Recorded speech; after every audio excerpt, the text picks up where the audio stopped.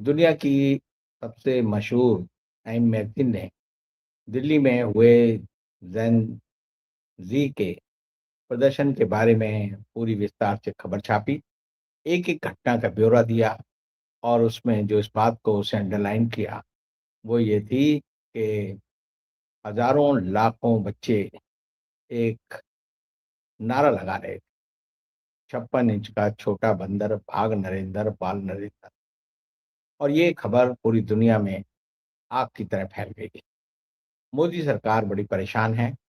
वो जानबूझकर बार-बार सोचती है कि मेटा को कब्ज़ा में कर लेगी, फ़ेसबुक से लोगों की पोस्ट हटा देगी, यूट्यूब से हटवा देगी, इंस्टाग्राम से हटवा देगी और जहाँ-जहाँ वाईफ़ाई है, वहाँ पर लोगों के पूरे अकाउंट ही गायब करवा देगी।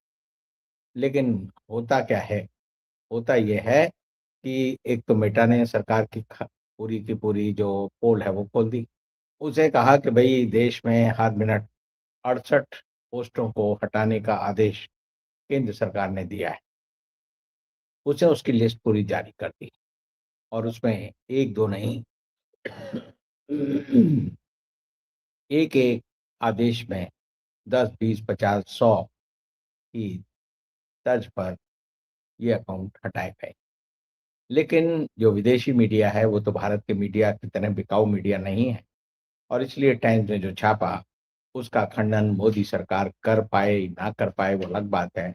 लेकिन जो मैसेज था, वो पूरी दुनिया में पहुँच गया है। अब एक बड़ी अजीब बात आपको लगेगी कि जो बंदर है, ये मोदी जी का प्रतीक कैसे बन गया? मोदी जी ने जब 2014 में उनकी सरकार आई, तो उसके बाद उन्होंने अमेरिका के प्रेज़िडेंट की नकल करते हुए ये सोचा कि मैं भी रेडियो पर आकर आधे घंटे तक जनता को अपनी बात कहूँगा। उससे 2 फ़ायदे थे। एक तो ये था कि जनता को लगता था कि कोई लाइव प्रोग्राम है। बाद में पता चला ये ऑल इंडिया रेडियो द्वारा रिकॉर्ड किया हुआ प्रोग्राम होता है। 6-7 बार इसकी रिकॉर्डिंग होती है, फिर एडिटिंग होती है और फिर मोदी जी अपनी मन की बात कहते हैं। मैं उसे मनगढ़ंत बात कहता हूँ। लेकिन इसके साथ एक बड़ा अजीब वाक़या हमारे साथ हुआ। हमारे एक मित्र थे डॉक्टर विजय कपूर, पत्रकार भी थे, एस्ट्रोलॉज़र भी थे। आप में से बहुत सारे लोग उनको जानते भी हैं। वो एक यूनिवर्सिटी में एचओडी थे मीडिया के। तो जब ये मन की बात आनी शुरू हुई, तो उनके एक मित्र थे जो साउथ इंडियन थे। उन्होंने कहा, हम एक रेस्टोरेंट में बैठे थे, साउथ इंडियन रेस्टोरेंट था। वहाँ उन्होंने कहा कि ये मंकी बात क्या है? हम लोग नहीं समझे, हम समझे कोई डिश है, क्योंकि वहाँ पर इस तरह की डिश के नाम होते हैं। तो श्रवण भवन और इस तरह के दूसरे जो साउथ इंडियन रेस्टोरेंट हैं, उनमें ऐसे नाम हमें नज़र आते हैं। तो उन्होंने कहा मन की बात, तो मैंने कहा मन की बात बुला लो। उन्होंने कहा नहीं, खाने वाला नहीं, ये जो मोदी जी ने आज मन की बात की, तब हमें समझ आया कि वो मन की बात को कह रहे हैं मुँह की बात।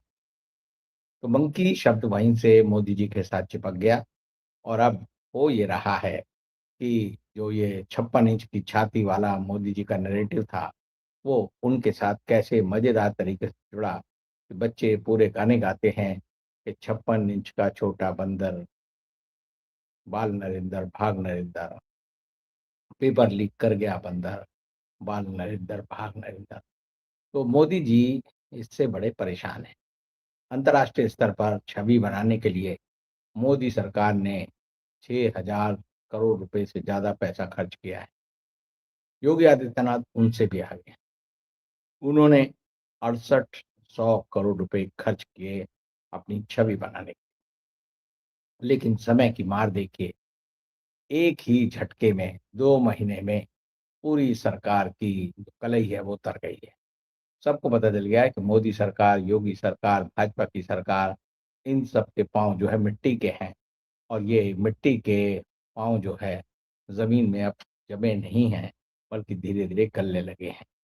और ऐसी हालत में पूरी सरकार में एक संकट है। बेचारे जो भी काम करते हैं, उसमें एक विपरीत नैरेटिव अपने आप बन जाता है।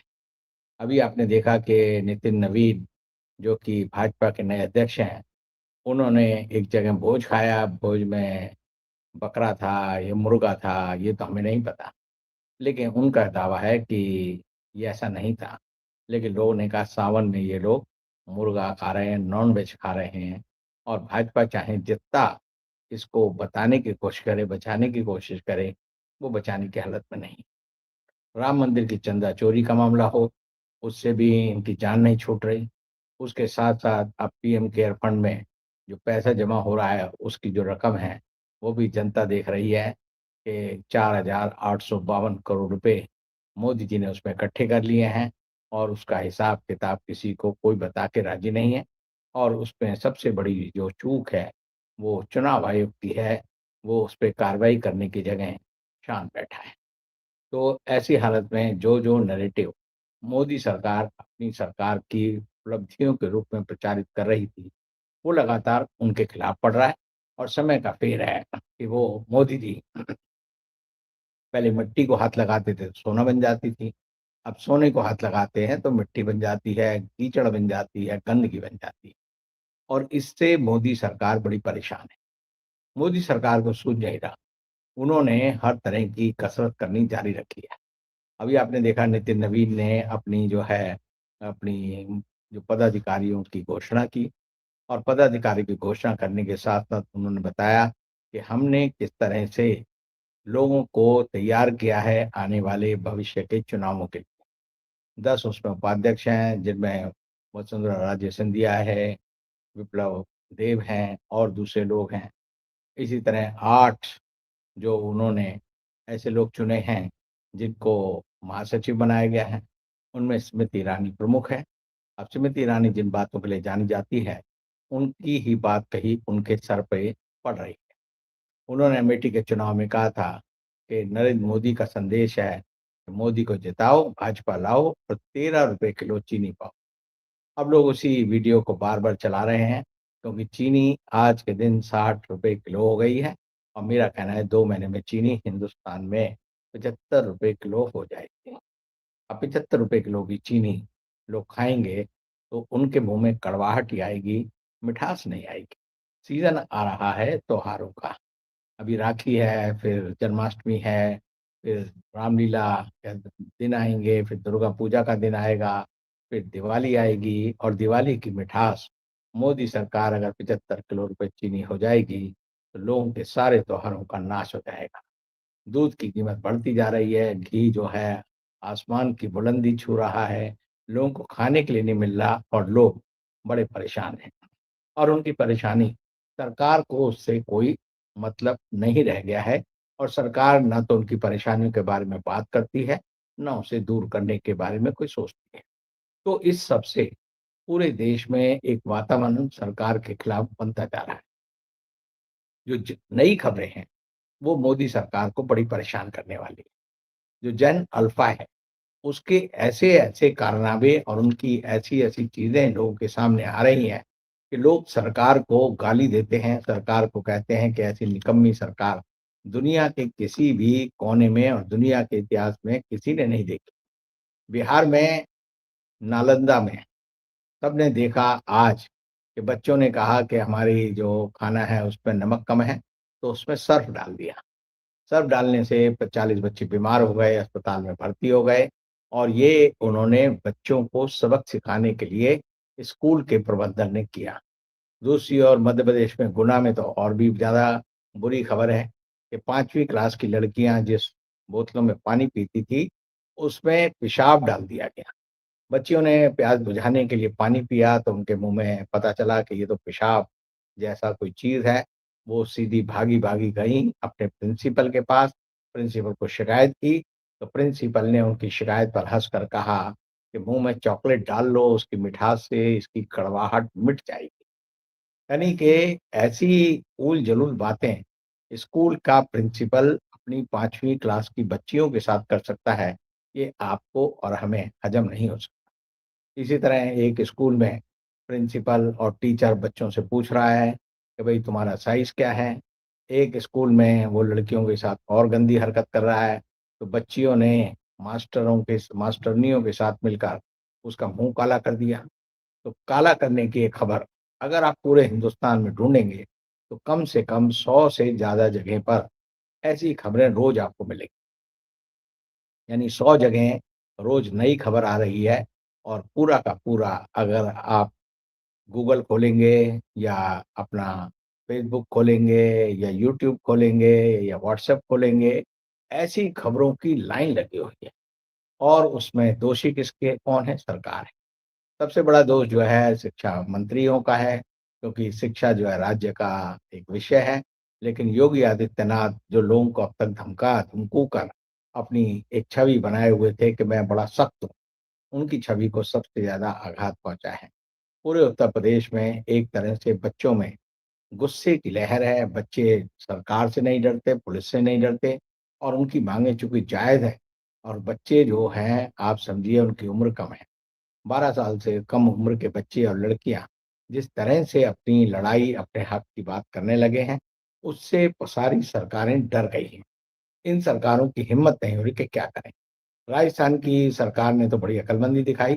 उन्होंने कहा कि बच्चों के स्कूल के खाने का, मिड डे मील का, उनके क्लासरूम टूटे हुए हैं, फर्श में मिट्टी जमी हुई है, उनके पास बैठने के लिए कोई दरी नहीं है, उनके ब्लैक बोर्ड खराब हैं, उनके शौचालय नहीं है, तो आप उनकी कोई भी फ़िल्म नहीं बना सकते। अगर बनाओगे तो आपके खिलाफ एफआईआर दर्ज हो जाएगी। तो एफआईआर का डर दिखाकर ये सरकार लोगों की जुबान को बंद करना चाहती है और लोग हैं, बच्चे हैं जो मानते नहीं। बच्चों के खिलाफ एफआईआर नहीं हो सकती, ये भारत सरकार भी जानती है और राज्य सरकारें भी जानती हैं, लेकिन उनके पास पुलिस के अलावा और कोई दूसरा चारा नहीं है कि कैसे इन बच्चों को डराया-धमकाया जाए, कैसे इनको ठीक किया जाए। और ये ना करने की वजह से पूरे देश में मोदी सरकार का मज़ाक बन रहा है। देश में हर साल 2 करोड़ बच्चे पैदा होते हैं और अगर उसी हिसाब से आप लगाओ, तो 2021 में जो 2 करोड़ बच्चे पैदा हुए हैं और अगर स्कूल जाने वाले बच्चों की संख्या आप जोड़ें, तो पहली से 12वीं क्लास तक के तकरीबन 20 करोड़ बच्चे स्कूलों में पढ़ रहे हैं। जिन बच्चों को मोदी सरकार ने स्कूल बंद कर दिया, जो ड्रॉप आउट हो गए हैं, जो बाहर हो गए हैं, अगर उनकी संख्या को निकाल भी दिया जाए, तब भी इस समय देश में आधे बच्चे अगर उनके गिनेंगे, तो 12 करोड़ बच्चे हैं, जो अपनी लड़ाई लड़ने के लिए अब सड़क पर आ गए हैं। सबके हाथ में मोबाइल है, मोबाइल में वो रोज़ चीज़ें देखते हैं, एक-दूसरे से शेयर करते हैं, एक-दूसरे को बताते हैं और जिस तरह से एक जगह की लड़ाई में जीत आगे आने वाले बच्चों को हौसला देती है, उतना ही वो सरकार को हिम्मत पस्त कर देती है। सरकार के अंदर हिम्मत नहीं बची है कि वो बच्चों की चीज़ों को, उनकी समस्याओं को कैसे एड्रेस करना है, कैसे दूर करना है, सरकार के पास उसका कोई प्लान नहीं। सब मोदी जी की ओर देख रहे हैं, सब मोहन भागवत की तरफ देख रहे हैं कि भई ये कोई रास्ता सुझाएँगे। मोदी जी इतने दिग्भ्रमित हो गए हैं, इतने परेशान हैं कि उनको समझ नहीं आ रहा कि अपने सलाहकारों से वो क्या राय लें, ताकि इस बढ़ती हुई आँधी को, जो कि लगातार अब तूफ़ान में और सुनामी में बदल रही है, उससे अपनी जान छुपा सकें, बचा सकें। सरकार में एक तरह से बड़ा सन्नाटा है। सरकार में जो नौकरशाही है, वो सरकार के खिलाफ चुप है, सरकार की मदद नहीं कर रही, क्योंकि नौकरशाहों को भी पता है कि इस सरकार में आप कितना ही अच्छा, बढ़िया, भला काम कर लो, आपको उसका कोई रिवॉर्ड नहीं मिलेगा।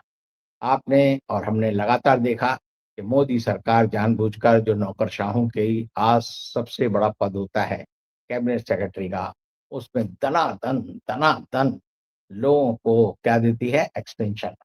और एक्सटेंशन देती है तो एक चीफ सेक्रेटरी, एक मंत्रालय का सचिव, जो कि सेक्रेटरी लेवल का होता है, उसको साफ पता चल जाता है कि वो कुछ भी अच्छा काम कर ले, उसको कोई प्रमोशन नहीं मिलती। यही हाल हम देखते हैं कैबिनेट सेक्रेटरी के बाद होम सेक्रेटरी पद का है। यही हाल हम देखते हैं कि राज्यों में आईएएस ऑफिसर्स का है। यही आईपीएस में देखते हैं कि लोगों को पता है कि वो डीजीपी नहीं बन पाएँगे। यही आप ईडी में देखते हैं कि ईडी में लोगों को पता है कि हमारी कोई प्रमोशन नहीं होगी। यही सीबीआई में देखते हैं हमारी कोई प्रमोशन नहीं होगी। तो बात ये है जब प्रमोशन ही नहीं होनी, तो लोग कहते हैं कि आराम से बैठकर इंतज़ार करो, काम मत करो और जब रिटायरमेंट का समय आए तो चुपचाप खिसक लो। मोदी सरकार की ऊर्जा इन उन सारे लोगों में खत्म हो गई है, जो उम्र से ज़्यादा हो गए।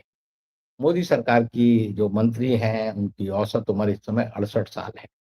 आप देखिए राष्ट्रपति की उम्र, उपराष्ट्रपति की उम्र, प्रधानमंत्री मोदी की उम्र, नेशनल सिक्योरिटी एडवाइज़र जो डोभाल हैं, उनकी उम्र, राजनाथ सिंह की उम्र, सारे मंत्रियों की उम्र अगर आप मिला लें, तो लगेगा कि ये सरकार बूढ़ों की सरकार है और एक ऐसी सरकार है जो अपना वक़्त काट रही है। नरेंद्र मोदी अब तक लोगों को भरमाए हुए थे कि भारतीय जनता पार्टी की सरकार को गिरा पाना, हटा पाना बड़ा मुश्किल काम है। ये सरकार तो 1947 तक अंगद के पाँव की तरह जम गई है। लेकिन हुआ क्या? 2 महीने में सारा शिराजा बिखर गया। शिराजा तो खैर 2024 के जो चुनाव थे, उसमें ही बिखर गया था। मोदी जी सपना देख रहे थे कि 400 सीट आएँगी, अब की बार 400 पार और हो जाएगी बेड़ा पार। सरकार की जो सीटें हैं, वो ज्ञानेश कुमार गुप्ता की बेईमानी के बावजूद भी 240 से ज़्यादा नहीं बढ़ी। सारी चालबाज़ी करने के बाद, एसआईआर के बाद, ईवीएम की घपलेबाज़ी के साथ, काउंटिंग में गड़बड़ी के साथ, विपक्ष के ऊपर अत्याचार करने के बावजूद भी 240 पर अटक कर मोदी सरकार के होश-हवास तो उसी दिन खत्म हो गए। तभी मोदी जी को समझ जाना चाहिए था कि हमें कोई ऐसा रास्ता इख्तियार करना चाहिए जिससे देश की जनता सरकार की अच्छी नीतियों के साथ उसकी जय-जयकार करे। लेकिन मोदी जी ने उसकी जगह अत्याचार का रास्ता चुना, लोगों पे तानाशाही का रास्ता चुना और उनकी मदद जो है एएम खानविलकर ने एक फैसला जो सुप्रीम कोर्ट में दिया कि ईडी को अकूत पावर है, उसकी वजह से तो सरकार को लगा कि जो हमसे टकराएगा ईडी की जेल में जाएगा।